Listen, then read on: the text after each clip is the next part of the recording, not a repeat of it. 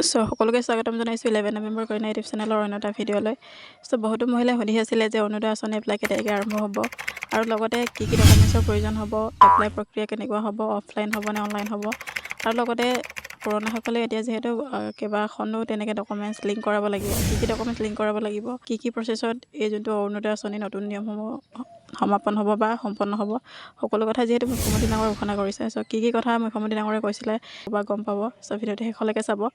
আৰু যদি আপুনি প্ৰথমবাৰ মোৰ চেনেললৈ আহিছে তেতিয়াহ'লে চেনেলটো ছাবস্ক্ৰাইব কৰি বেল আইকনটো প্ৰেছ কৰি থৈ দিব, যাতে এনেধৰণৰ ইনফৰ্মেটিভ ভিডিঅ'বোৰ আপডেট আপোনালোকে পোনপ্ৰথমে লাভ কৰিব পাৰে। ব'লক এতিয়া ভিডিঅ'টো আৰম্ভ কৰোঁ। বহুতে সুধি আছিলে যে সেই এপ্লাই প্ৰক্ৰিয়া কেতিয়াকৈ আৰম্ভ হ'ব আৰু লগতে কি ডকুমেণ্টছৰ প্ৰয়োজন হ'ব। প্ৰথমতে সেইটো এপ্লাই প্ৰক্ৰিয়া যিহেতু এতিয়া আৰম্ভ হোৱা নাই, ছেপ্টেম্বৰ মাহত আৰম্ভ হ'ব বুলি মুখ্যমন্ত্ৰী ডাঙৰে ঘোষণা কৰিছে।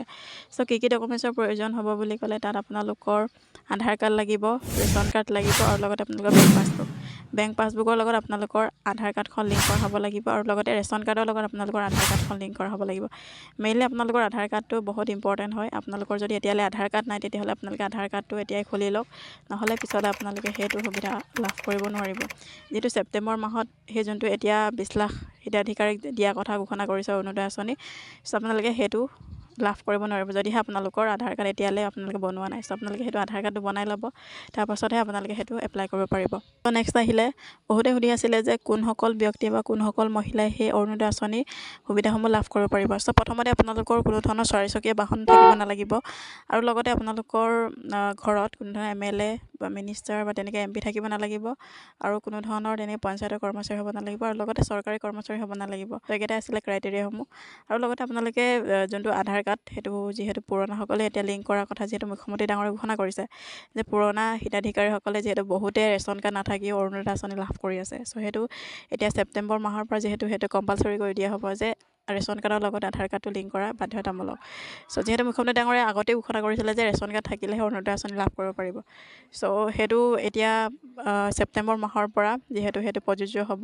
পুৰণাসকলৰ কিছুমানৰ সেইটো বাদ পৰিব পাৰে নাম, যিহেতু বহুতে সেইটো ৰেচন কাৰ্ড নাথাককেও সেই সুবিধাসমূহ লাভ কৰি আছে। আপোনালোকে যদি এতিয়ালৈ কৰা নাই বা ৰেচন কাৰ্ড আপোনালোকৰ যদি নাই তেতিয়াহ'লে আপোনালোকৰ নামসমূহ কাটি যাব। আৰু লগতে আপোনালোকৰ যাৰ নেকি এতিয়াও ৰেচন কাৰ্ড নাই, ৰেচন কাৰ্ড যদি আপোনালোকৰ নাই এতিয়া বনাই লওক, যদি আপোনালোকে সেই অৰুণোদয় আঁচনিসমূহ পাই থাকিব বিচাৰে। যদি আপোনালোকৰ নাই আপোনালোকে সেইটোৰ পৰা বঞ্চিত হ'ব পাৰে। সেইটো যিহেতু মুখ্যমন্ত্ৰী ডাঙৰীয়াই সংবাদমেলত ঘোষণা কৰিছে। ৰেচন কাৰ্ড থাকিলেহে আপোনালোকে অৰুণোদয় আঁচনি লাভ কৰিব পাৰিব। লগতে আধাৰ কাৰ্ড থাকিব লাগিব, মেণ্ডেটৰী হয় সেইকেইটা। আপোনালোকে যদি এতিয়ালৈ কোনো ধৰণৰ আধাৰ কাৰ্ডৰ লগত যদি আপোনালোকৰ বেংক পাছবুকখন লিংক কৰি থোৱা নাই তেতিয়াহ'লে সেইটো লিংক কৰাই থ'ব, নহ'লে পিছলৈ আপোনালোকৰ প্ৰব্লেম হ'ব পাৰে। সেই পুৰণাকেইটাও যিহেতু ছেপ্টেম্বৰ মাহৰ পৰা সেই নীতি নিয়মসমূহ মানি চলিব লাগিব বা সেইটো আকৌ আপডেট ৰিনিউ কৰিব লাগিব। ৰিনিউ কৰাৰ পাছত সেই নতুন নিয়মত আপোনালোকক সেই যোনটো টকা অৰুণোদয় টকা সেই টকাসমূহ আপোনালোকে লাভ কৰিব পাৰিব। আজিৰ ভিডিঅ'ত সেইটোৱে জনালোঁ আপোনালোকে কেনেকৈ কি কৰিব লাগিব। ছেপ্টেম্বৰ মাহৰ পৰা যিহেতু সেই আবেদন প্ৰক্ৰিয়া আৰম্ভ হ'ব, আপোনালোকে ভালদৰে ডকুমেণ্টছসমূহ এতিয়াই যুগুত কৰি ৰাখক। যেতিয়াই এপ্লাই আৰম্ভ হ'ব আপোনালোকক মই পোনপ্ৰথমে ভিডিঅ' আকাৰে প্ৰস্তুত কৰি জনাবলৈ চেষ্টা কৰিম। আজিলৈ ইমানেই। ধন্যবাদ। জয় অসম।